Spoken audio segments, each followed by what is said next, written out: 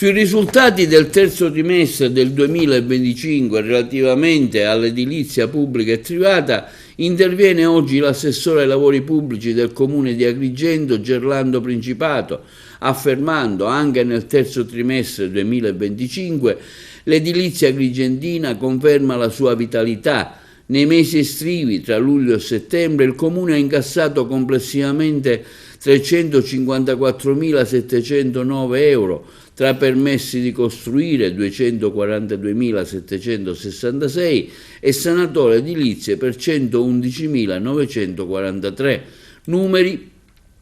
che pur in una fase di generale rallentamento del mercato attestano la solidità del comparto e la fiducia dei cittadini e professionisti verso il percorso di legalità e semplificazione amministrativa intrapreso da diversi anni. Dal 2020 a oggi il programma sanatoria, afferma l'assessore Principato, ha consentito la regolarizzazione di centinaia di immobili, recuperando oltre 4,7 milioni di euro, restituendo certezza urbanistica e il valore al patrimonio edilizio del nostro comune. Parallelamente il settore dei permessi di costruzione ha generato dal 2020 più di 5,3 milioni di euro, a conferma di una crescita strutturale che premia la programmazione e l'efficienza del lavoro svolto dagli uffici stessi. Dietro questi risultati ci sono persone, tecnici, funzionari e operatori che ogni giorno assicurano tempi certi, risposte chiare e trasparenza nei procedimenti.